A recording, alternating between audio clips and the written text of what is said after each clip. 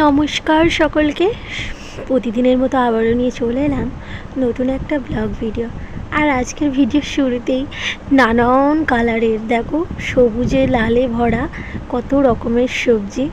হ্যাঁ, এখানে অনেক সবজি আছে, এক্ষুনি বাজার থেকে নিয়ে আসা হলো। আর আমাদের বাড়িতে প্রায় টাটকা সবজি আনা হয়, ওই 2-3 দিন রেখে খাওয়া সবজি আমাদের বাড়িতে এরকমভাবে খায় না।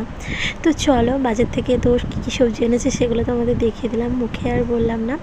আর তার সাথে এটা কি, আমার বোন আজকে না একটা কাণ্ড করেছে, গরম গরম পরোটা নিয়ে এসছে, তাও বাজার থেকে।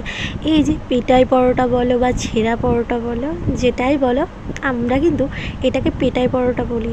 তো গরম গরম পরোটা আর তার সাথে একদম টলটলে ঘুগনির তরকারি। কার না ভালো লাগে সকালবেলা এরকম খাবার খেতে। আর এটা শুধু দেখলে হবে না, খেতে হবে। তার জন্য যেতে হবে কোথায়? হবিপুর বাজারে। চলো গরম গরম খেয়ে নিই। দেখো জাস্ট প্লেটে জাস্ট ভাগ হয়ে গেছে, 3 ভাগ।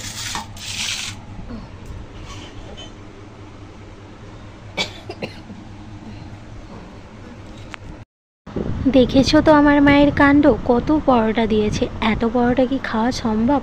চলো তো একটু তরকারি দিয়ে খেয়ে দেখি, তরকারিটা নাকি খুব স্বাদ। একটু খেয়ে দেখি কেমন।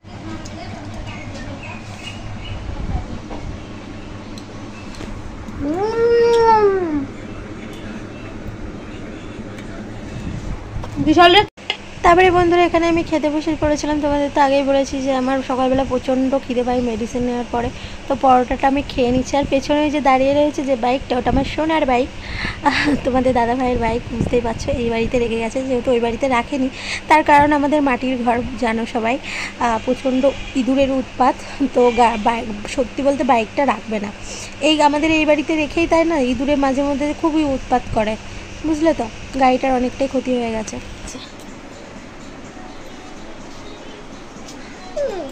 তো বন্ধুরা দেখো, আমি এত লেপ কেদা সব পেরে নিয়েছি, এখন বিছানায় এগুলো পাতবো। আর বিনি এখানে কি দেখাচ্ছে তোমার, কি দেখাচ্ছে? তুমি চলে এসো।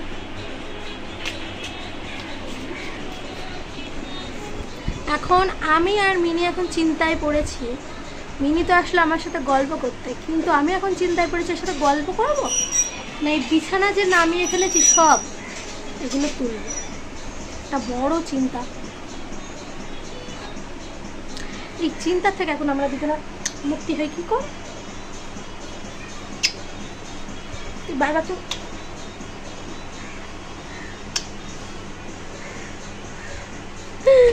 দেখো পায়ে কি উল্টো চটি পড়েছে, কি কিউট। ওটা ক্রিম। তুমি এদিক ঘোরো। বাড়িতে হয়েছে আজ চিকেন, তারপরেও কেন ডাল পেস্ট করলো আমি কিছু বুঝলাম না। মানে মাঝে মধ্যে এমন অদ্ভুত কাজ করি আমরা নিজেরাও জানি না। তো চলো ডালগুলো ফ্রিজে রেখে দিই, কাল বড়া হবে। সে কখন রান্না করেছি তোমাদের সাথে শেয়ার করতেই পারিনি। এখানে গাজর, বিনস আর আলু ভেজেছি। আর তার সাথে তো আজকে প্রথমে বলেইছি যে একটু চিকেন রান্না করেছিলাম। তো দেখো চিকেনের কালারটা কি অসাধারণ এসেছে, তাই না? শুধু দেখতে ভালো হয়নি, খেতেও কিন্তু দুর্দান্ত হয়েছিল। এই যে নিজে রান্না করেছি বলে গাল করে বলছি না বন্ধুরা, সত্যি খেতে খুবই ভালো হয়েছিল। যাই হোক বন্ধুরা, আজকে ব্লগটা আর বেশি দূর টানবো না, তার কারণ আর বেশি কিছু ভিডিও আমি ক্যাপচার করিনি, তার কারণ শরীরটা আজকে একটু খারাপ হয়ে গেছিলো। আর সাথে তো এই দেখো ভাত হয়ে গেছে, তো গরম গরম এখন খাবো। তো চলো বন্ধুরা, আমার ভিডিও যদি তোমাদের ভালো লাগে থাকে লাইক, কমেন্ট, সাবস্ক্রাইব করতে একদমই ভুলো না। সবাই সুস্থ থেকো, ভালো থেকো, টাটা।